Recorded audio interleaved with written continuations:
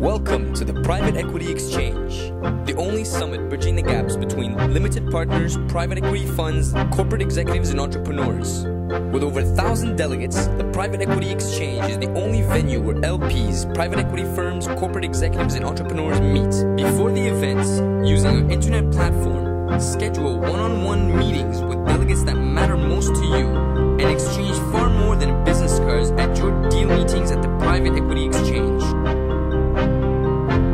Gather great market insight with over 120 speakers and 6 tracks to choose from. The Private Equity Exchange, the largest private equity event in Europe for CEOs, funds, and LPs.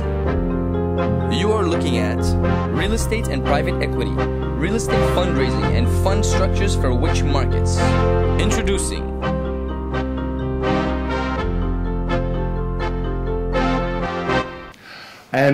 this afternoon reminds me of a Newcastle away football match in Europe several years ago that was televised live on the BBC. When they worked out just how small the audience was, somebody actually calculated it would have been cheaper to send all the fans over to actually watch the match. But there is a serious side to the obviously quite small audience we have this afternoon, and that is that even though I have some charts I'm going to go through in a presentation format, we're not very many people here, so please treat it as kind of an informal discussion. So if you have questions or indeed points you'd like to make, just say, butt in at the time. Don't sit there waiting until the end. What I'd like to talk about is the following. Fundraising trends. Now, you're all experts in, if I can call it, the coal face of real estate. You're all making individual investments and doing deals. I'm not. I run a business called Private Equity Intelligence. We track the private equity industry, and so we're looking at funds, we're looking at fund performance, we're looking at fundraising, we're looking at who's investing in these funds. So we're looking at more of the kind of, if I can call it, upstream activities.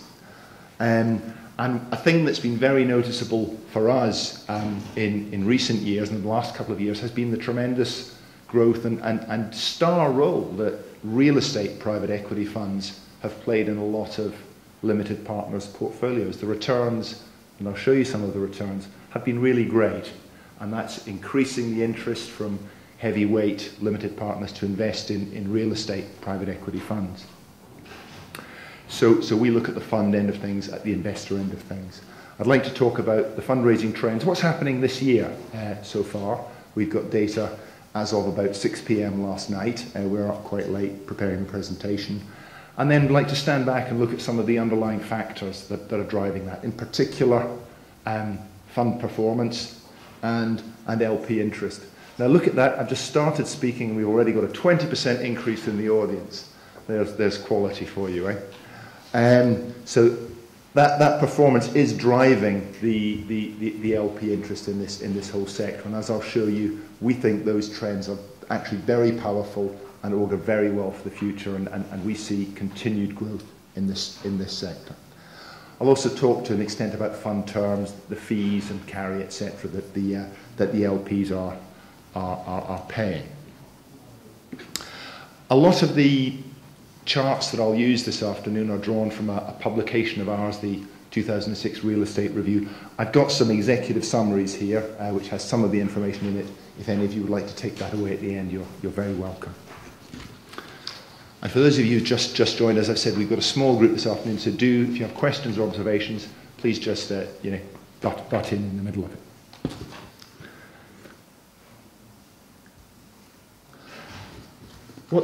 What this chart looks at, and here I'll have to just shout, if you can't hear me, let me know. This is looking at fundraising in terms of number and billions of dollars for real estate private equity funds. So these are closed-ended vehicles, typically limited partnerships. They're typically, but not exclusively, focused on that value-added strategies and opportunistic strategies, but there are some kind of core plus strategies in there as well. It's global. It's looking at the year of final close, so when was the fund closed, and the blue figures are the number of funds raised, number of separate vehicles raised, the kind of dark red figures are the billions of dollars raised. And you can see a very, very clear pattern that, sort of through the mid-90s, right up until, you know, until the turn of the millennium, it was sort of 20 to 30 funds, separate fund vehicles a year, raising, you know, give or take $10 billion a year. Obviously, you know, sort of 2001 was great, 2002 very bad. Since then, we've seen very, very significant growth. So this year is already up to 73 funds and $48 billion raised. And that's, as I said, as of yesterday, so to speak. So we've already passed the 2005 figure. And in fact, you might think that means, well, there's another month to come. In fact, as you'll know from your experience, there's more growth than that, because this is what we know about 2005 right now. As of the 1st of January, there were some of those funds we weren't aware of. So there's more growth to come here. And I'll give you a forecast for this year. We're thinking it's going to be about 90 funds, 55, possibly 60 billion raised. It's worldwide figures? That's a worldwide figure, absolutely right. Now if we go to the next one, this is by region. And by region, you can measure region obviously in very different ways. You can measure it by the geographic focus of the investment strategy of the fund, or you can measure it by the, you know, domicile or headquarters of the general partners running the fund. We've used the latter one here. Clearly, and, you know, not surprisingly, whether you look at the funds that have closed so far this year, and that's the 73 odd funds and 40, let's say 46 billion, 48 billion closed this year. These are the ones that are still on the road. So you can see in Europe there are still 12 funds on the road aiming to raise about 6 billion. North America, obviously the biggest area. When we look at private equity, generally outside real estate, we're used to seeing, you know, North America, the United States being typically 65% of the world, you know, Europe being 25 to 30%, and the rest of the world being sort of 5 or 10%. Europe is relatively smaller in real estate private equity to date. That may be changing. You know, we think there's probably a lot of you know, kind of room and potential for growth in private equity real estate funds in Europe. I'd certainly, you know, be very keen to hear your views on that as sort of practitioners. Is that something would people agree with that? Do you think there's going to be more private equity real estate funds in Europe? Let's come back to that at the end then. An area that is interesting actually is the rest of the world, in particular Asia. There's been quite a lot of real estate activity there, and that market has grown a lot in the last few years.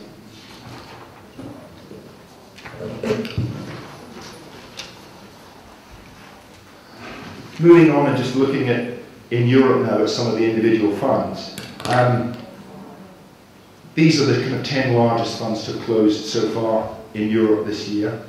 And as you can see, you know, the biggest one, Grove International Partners Fund at $1.2 billion is a big fund. But for comparison, in the United States, over the last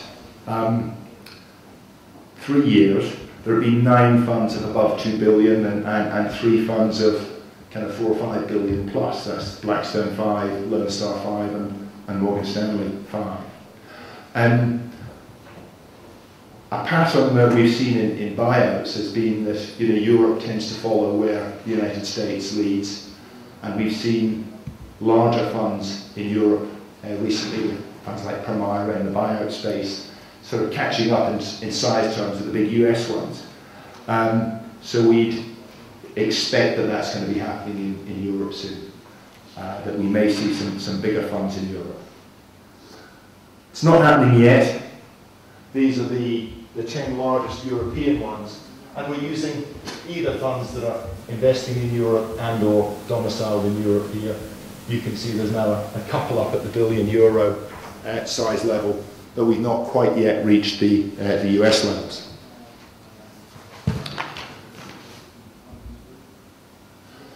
Just as a small aside, The previous charts have all been looking at direct funds, direct private equity real estate funds. They haven't included private equity real estate funded funds. That's quite a mouthful. But there's a few of those. That's actually not, those are the ones closed this year to date, those are the ones on the road. And that's not the top 10 or the top 8, it's just the ones we're aware of. So it's a relatively small universe. But still, still we're talking about 2 billion of funded funds raised and another 2.5 billion on the road. Thinking about, kind of the future and whether the growth that we've seen is likely to continue, there's obviously two sides to that. There's the supply and demand. And just treating demand first, this is just looking at all the funds we were aware of who were actually on the road. So people out there trying to raise money in January of 2005, January of this year, and September of this year. And that probably overstates the growth, because as we've become more interested in private equity real estate funds, as it's kind of raised its profile, you've probably been tracking it better. But there's no doubt there's a lot more supply out there, and a lot more people seeking funding for private equity real estate funds. So much for supply. I'd like to talk about demand. And the thing that's driving demand is the returns that investors can get. Now what this chart shows is it shows on an average basis, we're looking at the net IRRs since inception. So for these funds, for example, let's take an easy one, 1998, what we're saying is that blue line is real estate funds. The average or median real estate fund from the 1998 vintage, that means that's when it made its first investment. It was probably raised in that year, but might actually have had a final close in 99, that made its first investment in 98, has returned to the LPs in that fund. So that's after the GP's fees and after the carry, if there's been a carry, which in most of those funds there will have been, has returned 10% IRR. So you look at when the money's called up, at what different times, when it's returned back to the investors, and work out an internal rate of return. How we get that, just if anyone's interested in that, we get that information from the limited partners who invest in these funds, particularly public limited partners, where we can get the data through the Freedom of Information Act. We have the data on a fund-by-fund basis, so you can see individual funds, but what we're showing you here is the averages. And it's quite a stunning picture, because here you can see the real estate line, that's the average.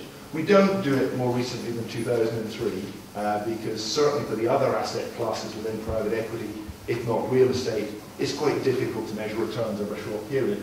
You can see how well real estate has done. The buyout sector that we hear so much about, that is obviously so much larger than real estate, has done very well, but certainly no better than real estate funds, and arguably real estate has actually over this period performed slightly ahead of buyouts. And the venture sector, the older funds, particularly going further back to the early 90s, that were exiting before the turn of the millennium, did very, very well. Clearly it's been a very difficult and unhappy period for venture funds. Yes? So here you're talking about funds raised in Europe for investments in Europe, or? This is actually not Europe, this is global. We'd like to do this for Europe. To be honest, as you saw previously, Europe has really not had that many private equity real estate funds historically, and it would be too small a sample for us. We have data, I know the global figure that's in that chart is about 240 different funds spread over that period. Real estate funds. For all the other classes, we have nearly 3,000, just over 3,000. If it was European private equity real estate funds, it would be a much smaller figure. Anecdotally, some of them have done very well. And when you talk in the previous slide about European private equity funds or versus US, there are funds that invest specifically in Europe or in the US, or that are raised in the US to invest anywhere in the world? sometimes use one definition and sometimes use another, and I'll try and be specific and tell you which we're talking about when. The difficulty, less so in the real estate area, but certainly in the buyout area, is the bigger funds, the $5–10 billion funds, are investing everywhere. And therefore, you can't really say, are they a US fund, are they a European fund? So a lot of our other statistics are looking at funds raised by general partners, in a particular area, as opposed to focused on that area. And then the light blue line, which you can probably barely see, but there's a light blue line going here, which is the all private equity line. So that's all private equity funds. And as you can see, real estate has done really very well. That's only half the story, though. Along with return comes risk. And what we're trying to capture here is risk. Now, when you invest in any private equity fund, you're tying your money up for a long time, so there's a certain amount of risk involved. There are at least two important, well, there's probably several types of risk, but two of the major ones. One is kind of the whole asset class itself. Fine, I invest in a buyout fund now, or I invest in a venture fund now. Even if I'd invested in a really great 1999 or 2000 vintage venture fund run by one of the best firms, the returns would have been rubbish because the whole asset class fell out of bed. So that's one type of risk, and sadly, we can't really capture that one here. What we're trying to capture here is the other type of risk, which is selection risk. If you're investing in a fund, the deviation between the best venture funds and the worst venture funds, or the best buyout funds and the worst buyout funds, is very high. And so, yes, you might be very fortunate and pick one of the best guys. You might be unfortunate and pick a poorer one. So there's a measure of risk there, standard deviation. And that's what we're trying to show here. So what we've got here on the x-axis is the average return as measured by IRR. And that's for funds from 1996 to 2003. So it's a bit of a funny number, okay? So that's the buyout space there. So we're looking at the annual returns on average for some quite mature funds, some quite immature funds, that are 2003 funds, some more mature ones in 2006. So it's a kind of funny type of return. It's just take it as an approximate measure of how well those different sectors have done. And up here, we have the risk. So if we look at the venture funds, which are up here, clearly we all know the venture space as a whole has done badly, so the returns have been negative. But the standard deviation is huge. So actually some venture funds did really quite well, and others did appallingly badly. The thing that we believe is very, very interesting to the limited partners who are investing in these real estate funds is just how low the risk is there, how low the standard deviation is.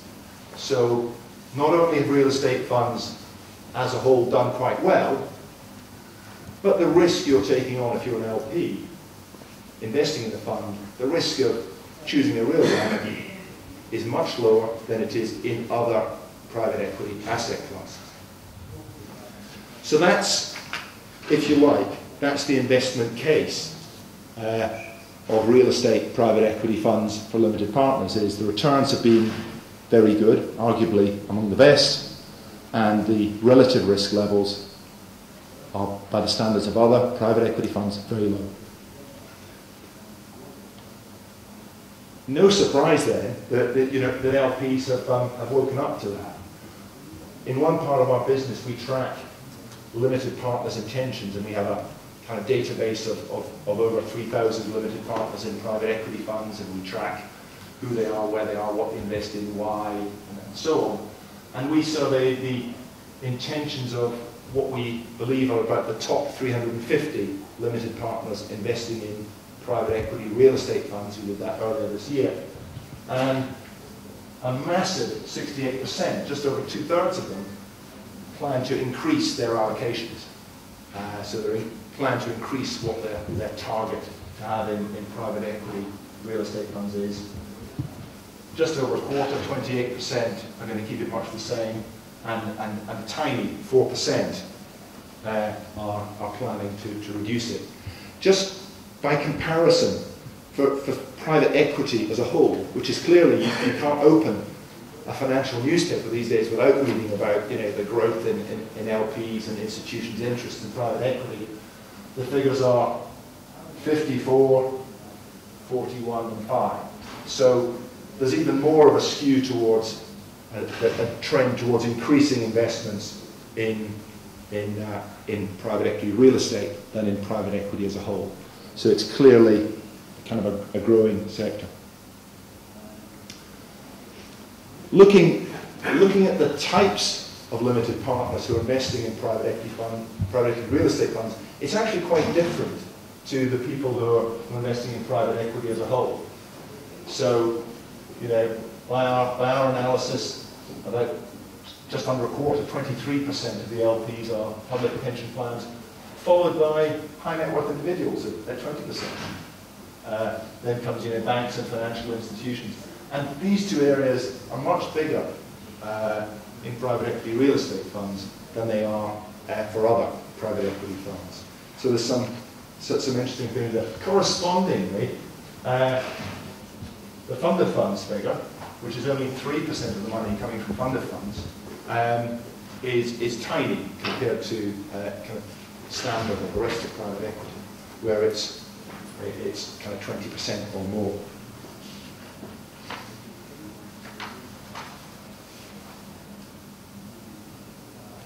I mentioned before that relative to other types of private equity, the private equity real estate funds seem to be less well developed in Europe than in other sectors. This is looking at the investors who are investing in European-focused real estate private equity funds. Not surprisingly, the majority of them, but only 53% from Europe. What is interesting is a very large proportion, 36%, are investors coming over from North America, and quite a high percentage, 11%, investors from the rest of the world, which in this case is mostly actually the Middle East. And those are, that would be kind of 65–70% in most private equity funds coming from Europe, and correspondingly less from North America and elsewhere. So I think the moral there is that the LPs from North America in particular, whether it's pension plans and so on, who've seen how well real estate funds have performed for them in the past, are actually putting their money where their mouths are and expressing an interest in a very real sense in investing in European funds. Now, private equity real estate's a relatively new area, a relatively less mature area in Europe than it is elsewhere. We believe there's definitely growth. However, there are, by our understanding, between 3,000 and 4,000 LPs investing in private equity out there. How on earth do you kind of find the LPs for your next private equity real estate fund? And we think you can, and we think you can sensibly target, the best LP prospects for a fund. And we think it's a combination of, the location of the LP. Do look beyond Europe. Yes, you're raising a European-focused fund, but as we've seen, there's a lot of US and Middle East interest in European private equity real estate funds. Don't forget that. Type of LP, it's a different mix to other private equity funds. What's their allocation to real estate? Are they at their target yet, or are they still below it? What are their likely commitments? Are they going to increase their targets? There's a lot of fluidity there. There's a lot of interest in people increasing their targets. And hitting the right ones makes a difference. Different investors have different bite sizes, and some very big investors may not be appropriate for a smaller fund. Some LPs are really quite specific about their stated areas of interest, whether it's in commercial or retail, and in what geographies. Who they invested with before? What existing relationships do they have? What gaps might they have in their portfolios? What are their attitudes to new firms and new funds? Some people are, explicitly have emerging manager programs, you know, to go and look to invest with first time and second time funds. Others don't.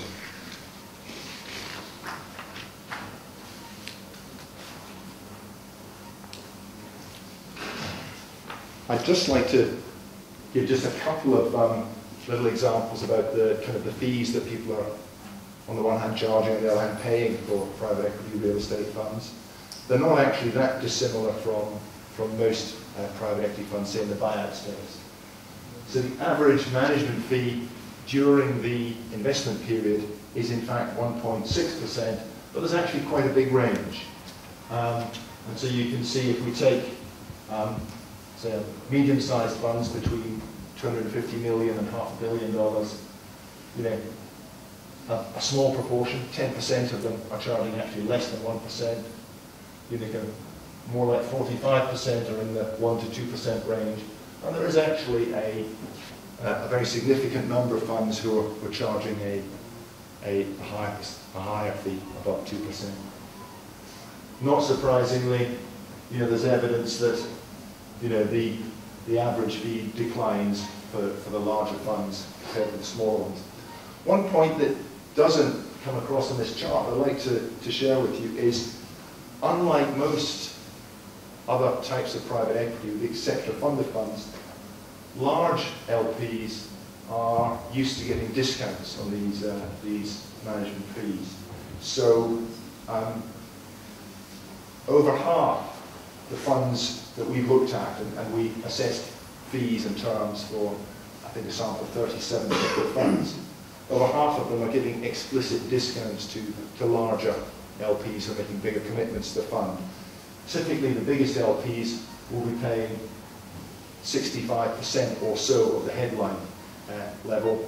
Sometimes that can be as low as 50%. So, you know, some quite significant discounts to larger LPs. We see that in funded funds as well, but not in buyout funds or venture funds.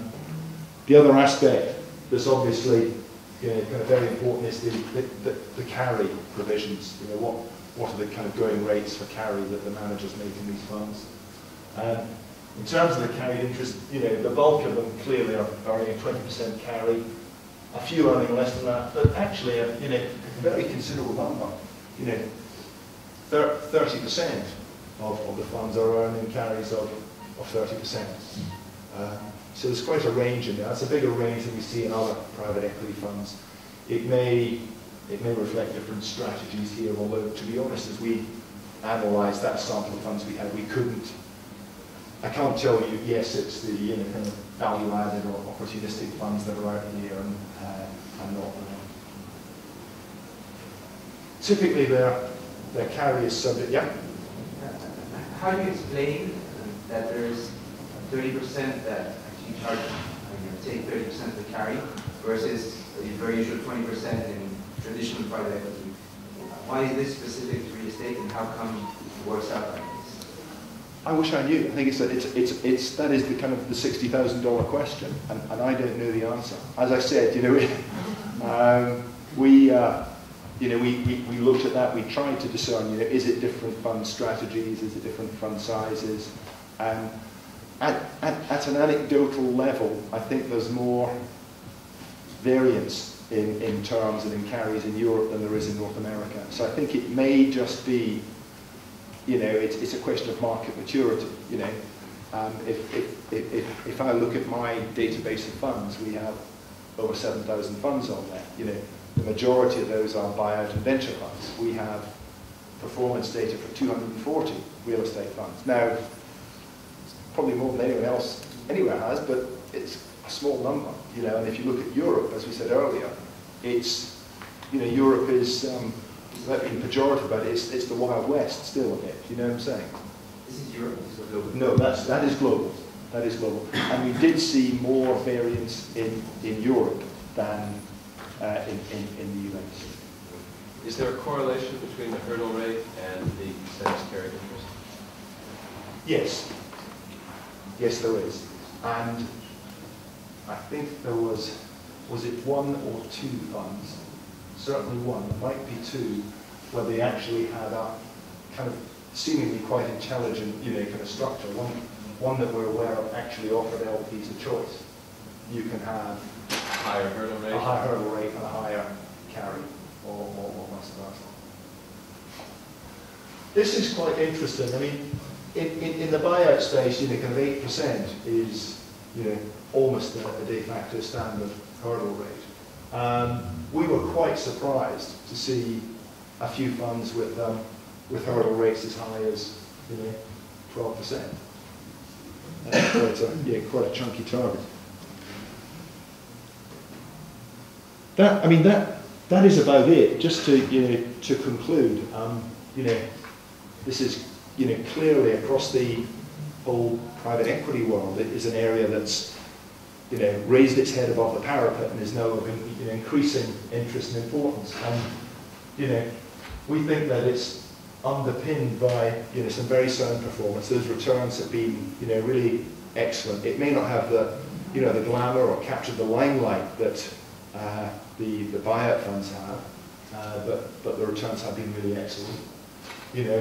Not surprisingly, that's driven a strong increase in LP target allocations. We've seen that among LPs everywhere, certainly among European LPs are now more interested in real estate. We've seen it with US LPs, following the sector over here and knowing that they can get good returns. There's, on the supply side, there's a growing body of new funds on the road, and going back to your question at the back, there is variation in fund terms and more than we'd see in other areas, and we can't really quite explain, why that is, but it may just be the relative immaturity. We're seeing throughout private equity the whole LP base is getting increasingly kind of global in nature. So there's more and more cross-border investment. But also we think the patterns of which LPs are investing where and what they're interested in and how much they typically invest and are they yet at their target. Those are becoming sufficiently established to permit kind of sensible targeting of LPs. That's all I've got to share with you. I hope that's been of interest. But if we have any further questions, I'd be delighted to discuss those. Yes? We have a question on the first-time funds. You addressed the point. Have Yes. you seen some kind of key success factors as far as structuring, as far as investment strategy, as far as teams, that you could have seen it in Europe specifically? I was doing fine until you said in Europe specifically on that one. So can I answer the kind of the issues for first-time funds generally rather than Europe? And I'm going to answer it by saying the things not to do rather than the things to do, because there's some clear things that send LPs, running for the hills. It is entrepreneurs from other fields who made some money and think, oh great, I can run a private equity fund, whether that's a real estate private equity fund or a buyout fund or a venture fund. So, kind of investment experience is different to, kind of being a company founder. Equally, it's quite interesting because another part of our business is assisting, firms in targeting LPs, what the most natural LPs for their funds are. And so we talk to a lot of existing and new firms, a lot of very well-established household names and a lot of brand new ones.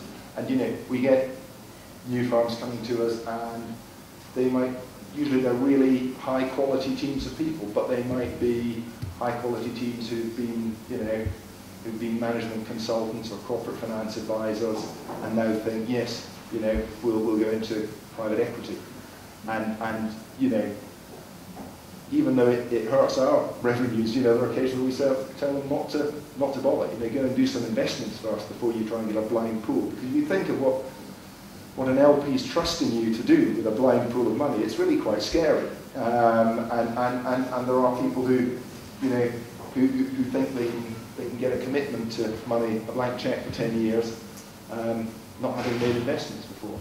Another one is, had the team actually worked before? Another one to avoid is some people cast their investment strategy so widely because they don't want to make themselves hostage to fortune and cut off any opportunities of good areas to invest, that the investment plan ends up as, well, we'll do kind of neat stuff and buy cheap and sell high, and I'm caricaturing it out, but people don't really put together a credible plan. Having said all of that, it's this moving outside real estate, this will be the best year ever for private equity fundraising. In another session this afternoon, I'll be telling you how it's going to be probably $400 billion raised this year. There are more funds than ever trying to raise. There's over 900 funds, including a lot of first-time funds. So there's a lot of first-time funds out there. It is difficult for first-time funds to raise money. Having said that, it's also difficult for limited partners to get allocations to the best funds. So if you're a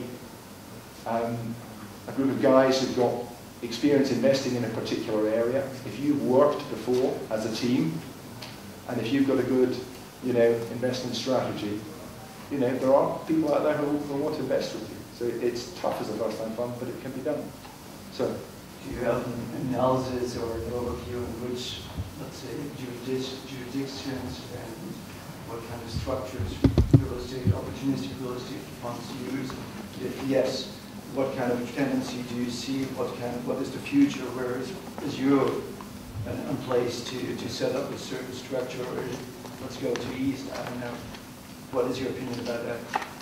A lot of that is driven, obviously, by the tax situation and where the investor base is. I was at another conference this week, a private equity tax conference, and in the Anglo-Saxon world, the overwhelming vehicle is still the limited partnership. The LLP,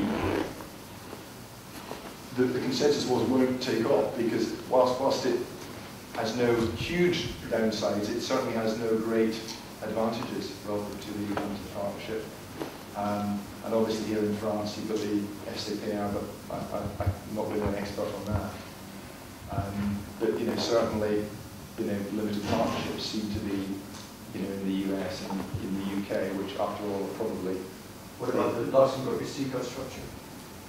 Absolutely, and what you'll find is there is the CCAR, but then a lot of UK private equity funds will use Luxembourg structures to hold individual investments in. That's to do with repatriating interest and dividends and so on. Extending on that question, are there any specific vehicle structures which have been, say, tailor-made by governments or for real estate, or is it just the same ones as private equity in general? I think it was British Virgin Islands, etc., who could have. It's a question, open question. Well, the ones that we see have been predominantly, kind of Delaware limited partnerships, or UK limited partnerships, Scottish limited partnerships, and so on. So it's the same old suspects basically. I'm not aware of any specific. You tell me if I'm wrong. I'm not aware of any specific factors about real estate investment that would call for make a different vehicle appropriate compared to a buyout fund. It's the same issues at stake really.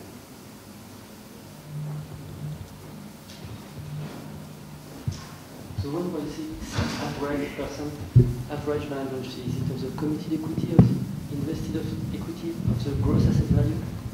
Very good question. I should have said that. Thank you. It's during the investment period. It's typically. So did everybody hear that? The 1.6% was that of the invested amount or the committed amount?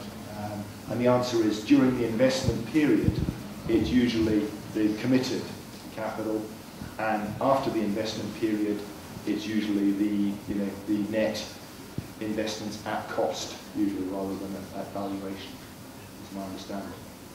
In other private equity funds, usually after the investment period, it also switches from commitments to net assets at cost, but also there's usually a change in the headline rate. So it'll go from 2% to 1.5% or whatever.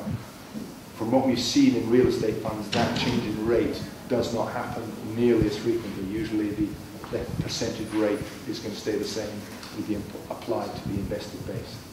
And in private equity in LBOs, when you buy a running operation, a company does management in place, of course you can be involved in management, but that's not your main activity. So the cost of the management of the company is borne by your target acquisition. Whereas in real estate, when you want fund manager, you may have to use operating partners like Catalyst, Asset Management, yes. or others. And this cost of asset management, of operating partner fees, how is it treated? Because sometimes it's treated as a cost of the deal, sometimes it's out of the pocket of the fund manager. But what's the standard practice? That's a good question. I don't have the answer to that. If I can take your contact details, I will check and I'll get back to you in the next few days with an answer on it. I mean, I think I can answer that question. I mean, as a joint venture partner in a lot of funds, I mean, I know that our cost, the cost of using us as the quote-unquote local partner, comes out of the deal, and limited partners never see it. Right. Which creates a certain irony, because you have to ask yourself who's actually doing the work.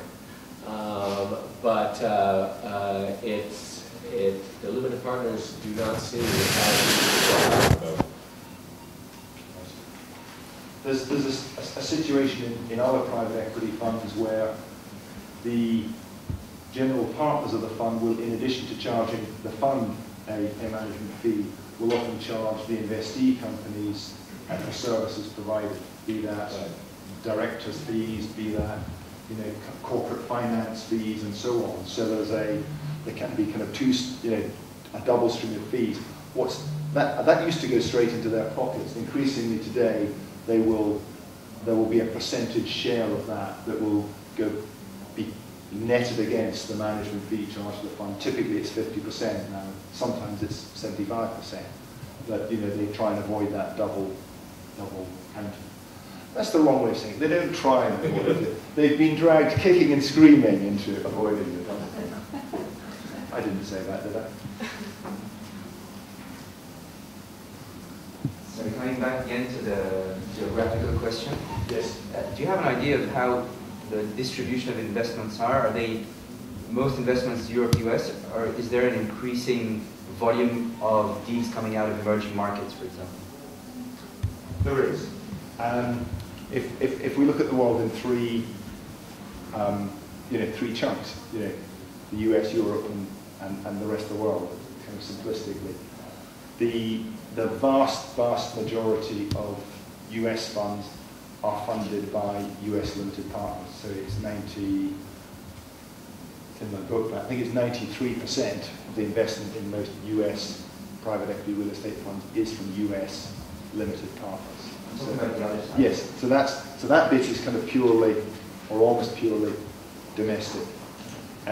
In European, and that's counting European by the domesticity of the manager rather than where the investment is, as we saw, it's kind of 50 to 60% European LP money going in there, and kind of then a big chunk of US money, and then about 10-12% of other money, mostly Middle East. Some of those European funds are investing outside Europe. So you've got a number of European managers or European-based managers investing in real estate funds in the emerging markets. And the whole emerging markets area is getting a lot of funding from the US, and to an extent Europe, but mostly the US, but a lot of Middle East money as well going in there. And in emerging markets, you've both got kind of locally based managers, but also you've got US and European based managers, running vehicles especially for those markets. Do you have figures for that? Yes, we do, but they're not up here. So again, if you'd be kind enough to give me some contact details, I'll be delighted to send you what I can. Do you have any idea how long the process for the fundraising is in general? Has it been extended? Has it shrunk? And if there is a difference, for example, from first closing to final closing? That's a good question, and I can give you anecdotal answers to that. It's something that we've tried to analyse before, but our analysis falls down because, frankly,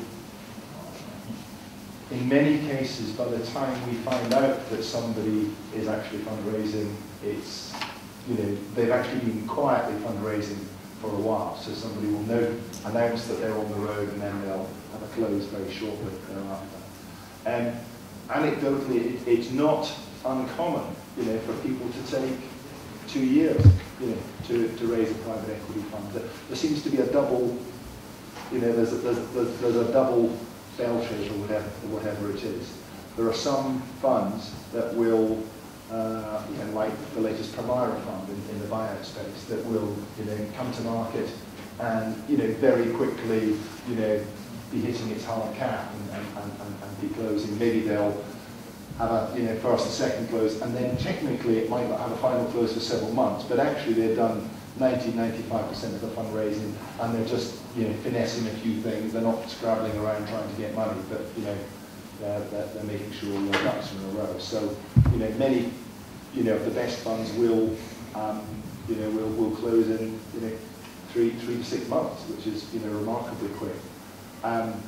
We've got a saying in England that, the generals in the army are always preparing to fight the last war. I think, LPs are often, scrabbling to get into the last asset class that did well. At the other end of the spectrum, many people take 2 years to raise a fund. And that's not just people who are, for a first-time fund, for example, without a track record, or somebody who's got a dubious track record. It can be some, respectable, sort of small and middle market, buyout funds or mezzanine funds or whatever. And, there are 900 funds out there. Everybody wants to get into the big mega funds, and it can be, quite hard getting your message heard and getting to yes. If I may follow on, how long does an LP stay on board? I mean, they obviously have commitment letters or something in the beginning to build up the fund. Say that on average, would the LP wait for 2 years? No. What get off the wagon and go somewhere else? LPs won't wait around, and that's why people will have, a first or a second and then a final close in many funds. So, if you've reached a point where you have it's kind of a balancing act, because the GP doesn't want to have a first close if that first close is at a level that may not be economic to pursue the strategy that he wants to with that fund. So, but as soon as they can, as soon as they think they've reached a critical mass, most LPs, most GPs will have a first close. Partly for that very reason, so that the LP knows they're committed, because they want to be committed, so the GP can actually start using money, start making investments whilst they're going on and getting to a second close. And it helps them in getting other investors as well, having the first close, because it's one thing if I come to you and say, and I've had lots of interest from lots of very good LPs, it's quite another if I come and say, yes, we've had a first close and it was this much, and these are the LPs who are in it, and we're now investing. So it helps both sides.